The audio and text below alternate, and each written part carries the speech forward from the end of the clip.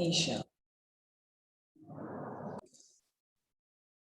Thank you. So, like I said, anatomy and morphology, these are the structural aspect of an organ system or any organ, and function is the other parameter with which we study any biological part or biological organ. So, these are the two different aspects. So, if we have to define the tissue in like biological terminologies, it simply refers to a group of cells with similar shape and function, and that is what is termed as tissues. Now, can anyone give me an example? What can be an example of tissue? So let me ask someone. Rhea. Rhea, you are on mute. Sir, can I think? Sorry. Sir, I don't know yet. Okay, no problem. Tanvi, who is looking behind. Yes, sir. Can you give me an example of tissue? I have no idea. Oops. Okay. It's new to me, sir. I don't know anything about tissues. Okay, you will get to know. Don't worry. Sir, Mrigang, I got it. Yes, sir. would you like to say an example of tissues? Example of tissue.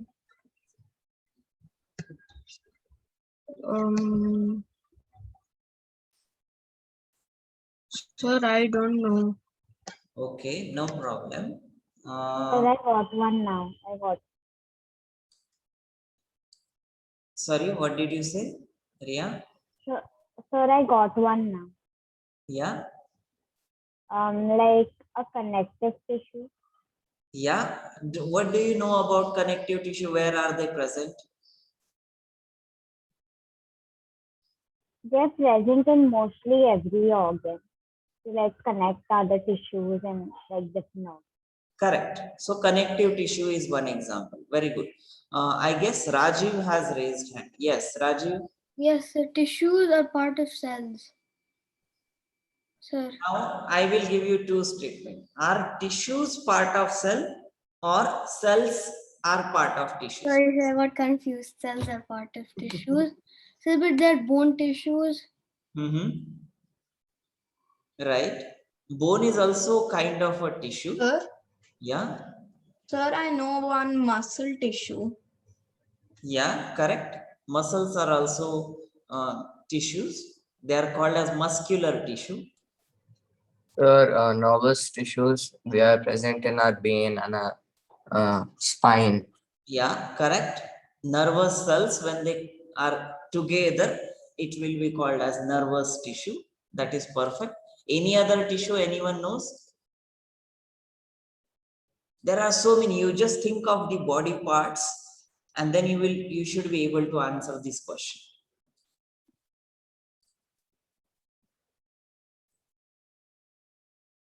Anyone else?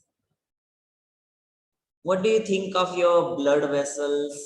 What do you think of your liver, or what do you think of your intestine? Are they also tissues? Yes, sir. Yeah. Yes, sir. All of them. Any Tissues organ. are part of organs. Tissues are part of organs. Exactly. So they all are part of tissues, and then they ultimately make some organs, right? So that will. So, tissues are a part of organ, right? Tissues are part of organs, correct? So now the most important parameter here to define a tissue is it has to have a similar shape of the cells and it has to have similar function. Now, if we take a liver tissue and if we take, let's say, a tissue from the brain, can we call them as a common tissue? What do you think? No, sir. No. The reason why no? Sir, because they're different tissues. One of them is nervous tissue, the other one is a different one. Okay, but why are they different tissues? Sir, Why because should they're we made to support different organs. and also different organs, that means different function, right? They might have similar shape, but they may not have similar function or same function, and that is why we cannot call them collectively as tissue. They can be different types of tissue, but they cannot be put under one type or one category of tissue. Okay, so the most important parameter that qualifies a tissue being a tissue is it has to have similar shape of cells which are present within it, and secondly it has to have same function. Okay, so that is when the tissues they make the organ system, because all the cells which are present in that particular organ, they will be performing the same function. For example, liver will always do the breakdown of the food that we eat, that is nutrition, is metabolism, that is what it is called as. This metabolism is done in the liver. Or for example, kidney, they will always do the function of filtration. So all the cells in the kidney, they will perform the function of filtration of the urine. So this is how the tissues they are being defined. So tissue is a group of cell with similar shape and function. I hope you have understood this particular statement. Now, and again, if you have any question at any time point, you will simply stop me and ask that question. Okay, I need not ask every time. The second statement about the tissues is they form a cellular organizational level intermediate between the cell and the organ system. That means whenever we look at the tissue, they form a part of the organization. Organization is body is our system, right? Human body is the system, and that acts as one organization, and it is arranged in a specific manner. Like you can never find heart is located in the head and the brain is located in the knees, right? That's how we say it sometimes. So every particular organ has its own function and has its own location, and that is why we call this as a highly organized body system. So these tissues, they are a part of the cellular organization level. That means they are located at only certain spaces or certain location, performing a certain function, and they are intermediate between cells and organs. Cells are lower to tissues and organs are higher to tissues in that organizational hierarchy. This statement, I hope, is clear to Sir? everyone. Yes. Sir, I didn't understand the second part of the statement. Second part says these tissues, they are intermediate between cells and organ. What it means is you have cells in your body. When the cells become group, they form tissues. When tissues form in a group, they become organ. That Okay, is sir. intermediate between cells and organ. Got it. Okay, organs are then created by combining the functional group of tissues. Now, what this statement says, the organs, let's say an example of stomach or intestine, these are the organs. They are created by combining a functional groups of tissue, and it's not only one single tissue. I hope you are understanding. Like in your brain, it's not only your nerves which are present. Yeah, brain is also made up of some other brain cells, right? That is another type of tissue. Same in your heart, it is not only your muscle cells. It is also it also has some connective tissues which is connecting the heart layers together, or it is also having some smooth muscle cell which does the which perform the function of contraction and relaxation of the heart, so that the heart can pump the blood. So there are different types of tissues which perform different functions within the same organ.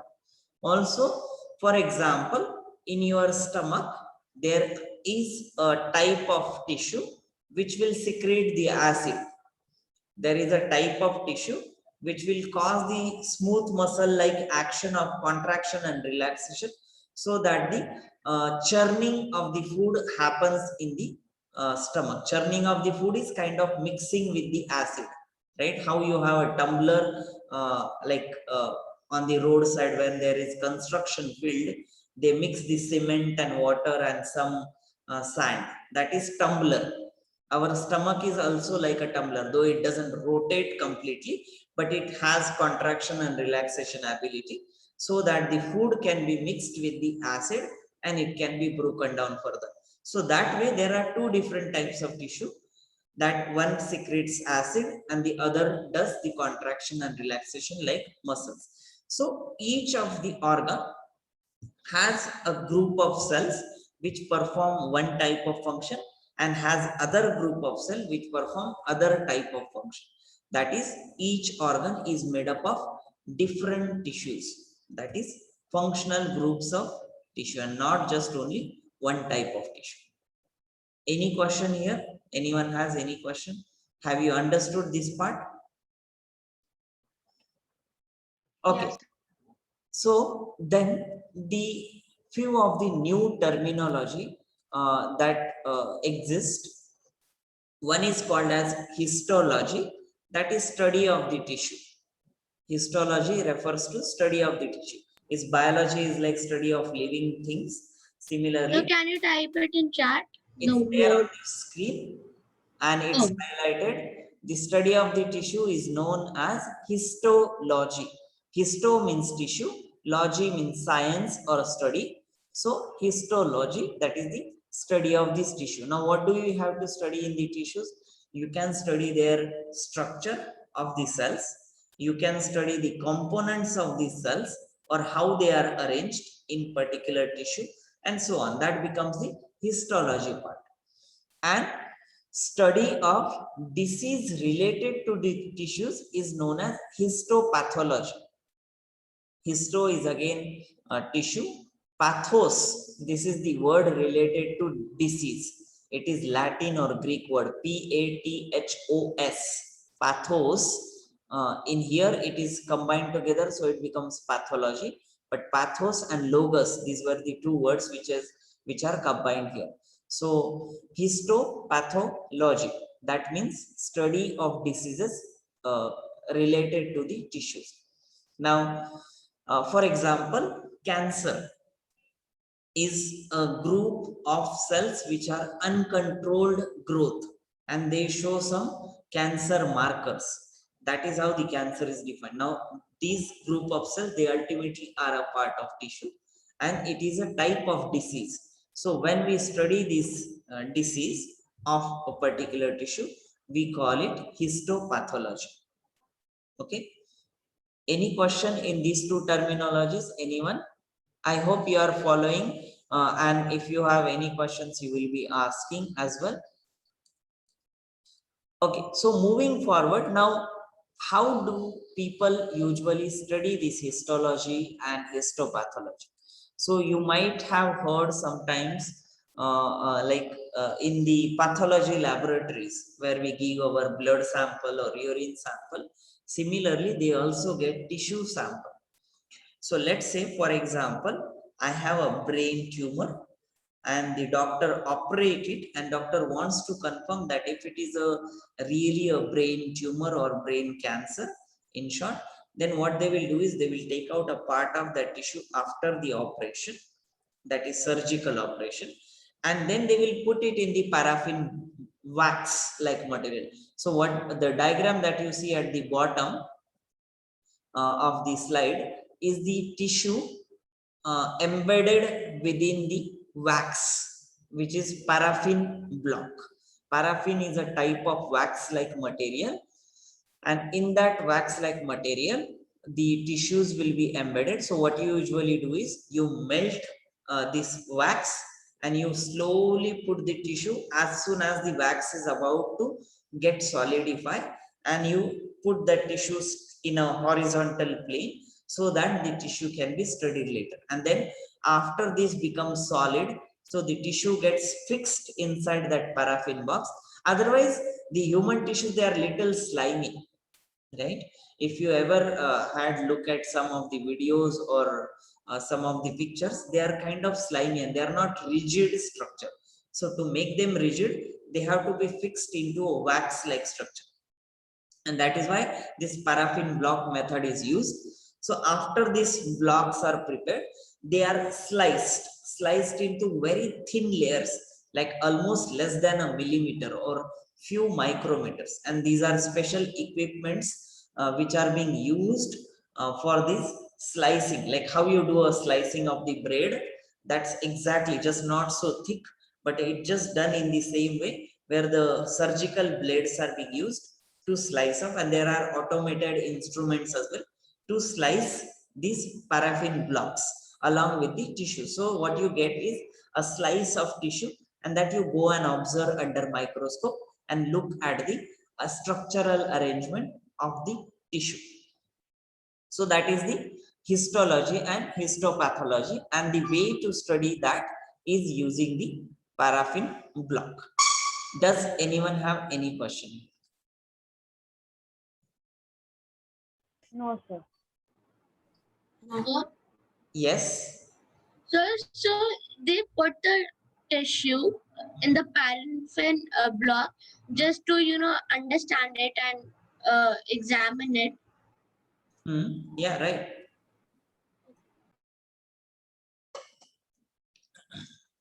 So So is the paraffin block the one in the picture? yeah, the blue thing is just the base to support it, but the paraffin is actually this whitish material that you see. That is paraffin block. It's simply like your wax, like you have seen candle wax. It's something similar, just of a different melting point and so on. And they also do not harm the tissues. They keep the tissues as it is. So that is one of the, So, yes. so what do you mean by embedding? Embedding is putting something inside something. Like let's say you have that slime thing that you people play with, and if you just put a marble inside, the marble gets embedded inside that slime thing, right? So it's like completely immersed inside. Oh, no, I get it. So that is called as embedding. It's like providing a bed. M is inside, and bedding, all of you know for sure. It's like bedding inside. So you are literally making the tissue sleep inside the paraffin block. Not sleep literally, but just put it inside. Anyone has any other question? If not, then I'll give one simple analogy in terms of, let's say, again, I have now, suppose I am dead, yeah, and doctors wants to check if my death is by corona. One is they can do that swab test and something like that, right? That is one method to do it. Other method could be they can take out my tissues from the oral cavity, that is from my mouth, and they can do this paraffin block. They can make slices and put corona antibody and then observe under microscope and check. If the antibody sticks to the tissue, that means coronavirus was present inside my oral cavity. So that's one like example, analogy that I'm giving you in terms of studying how people study the histopathology of particular disease related to the tissue. Okay. Sir, I have a question. Yes. How many more slides are there in this presentation? I don't know why. Because I've been taking notes and I'm already on the 3rd page and it's only been like 2 slides or something. It's okay. We can continue doing so. But there may not be many slides. I guess, yeah. So there are more than 25 slides. Yeah. So, but don't worry. Like most of these slides, they are pictures. So it's just to make you aware. And also, this is the basic that we all should know, and that's why I am talking quite a lot about it. Okay, so moving forward then. So obviously this part we had seen, there are different cells. When they group together with similar function, they form a tissue. When different tissues of similar function or different functions, they come together, they form the organ system, and then the organ, and then organs will form organ system. Like organ will be only heart or only blood vessels, but organ system will be blood vessels and the heart together. That forms a circulatory system of the body, and then the human body. So that's an example of this. Similarly, other example is, now you would always wonder what is cell composed of. So cell is composed of different molecules like proteins, carbohydrate, lipid. I'm sure you have studied this. They are composed of your atoms and molecules that you know of probably now. So atoms and these molecules, they come makes molecules. Molecules will make proteins, lipids, and carbohydrate like structure. These structures, they will make a cell. The cell will make tissue. Tissue will make an organ like stomach, for example. An organ will make a part of the organ system, that is the digestive system, and then it makes the whole human being when different organ systems are being placed together. Yes, Ria. Ria.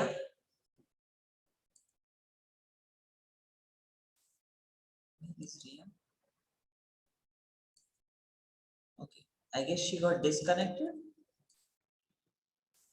Okay, Yeah. fine. Fine. If she comes back, she will ask. So these are the different examples, starting from a cell to the whole body system. And I hope you have understood. Again, there are several other examples of this. I'm not talking about this. You can refer to it later on, and you can go through these examples, which forms what type of organ and then organ system. Okay. So that was one thing. Yes, Ria, you had question. No, sir, I accidentally raised. Okay, no problem. So that was the basic introduction with respect to what are the tissues, what are their functions, and so on. Now we are going to look at specifically types of animal tissue. And as you can see, I have taken this beautiful picture from this website called Byju's. I hope you are aware of this. So they have given a better slide, so I have taken it from there.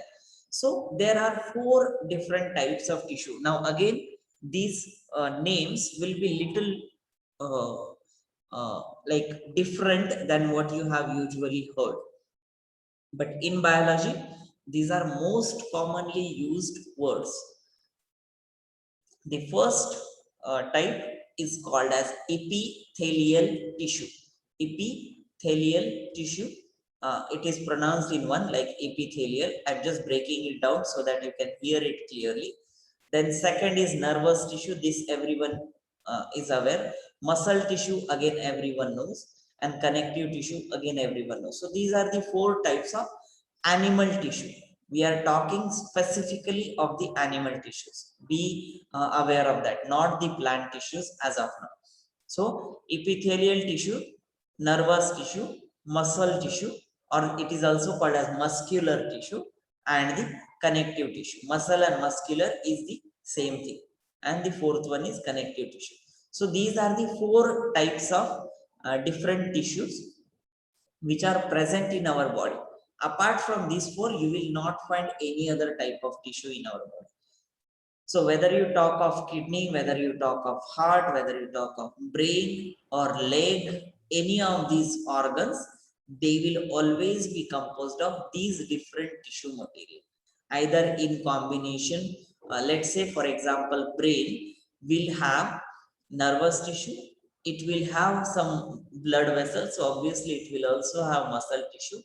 It is connected to different organs, so it will also have connective tissue, and the outer part will always have the epithelial tissue. So that way, most of the organs, they have all these 4 types of tissue.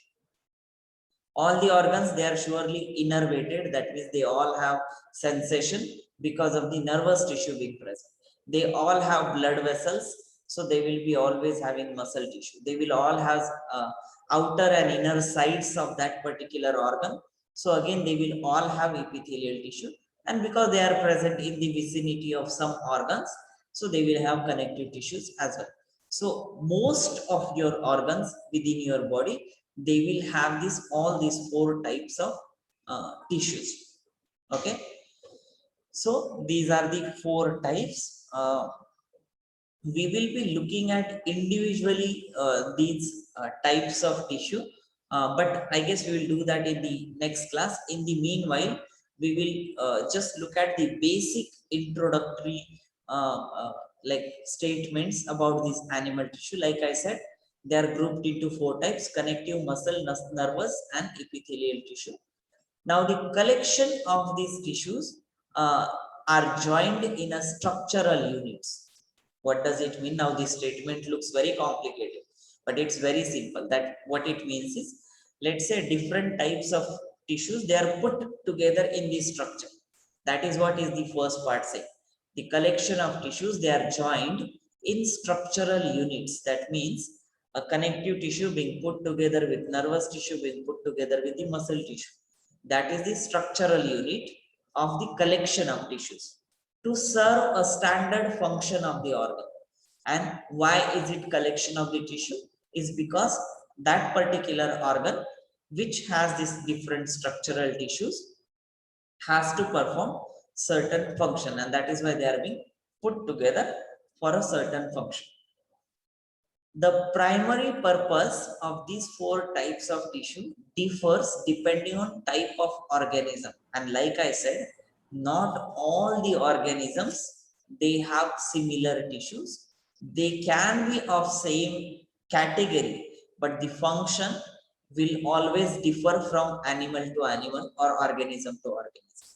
So that is what this statement says, that the primary purpose of this tissue will differ. That is, the function which is responsible for that particular tissue will differ depending on the type of organism in which it is present. For example, the origin of the cell comprising a particular tissue type also differ. That means the cells or the tissues where they are generated or where they are made from in the body in a particular organ system will also be different. So for example, a kidney cell inside human or kidney tissues inside the human might be differently developed than in terms of let's say a cat or a dog, which are different organisms altogether. So that is what the next statement says. Okay, I guess I will not start with this connective tissue and its different functions and so on. We will start this in the next class. I will stop here. Sir, can you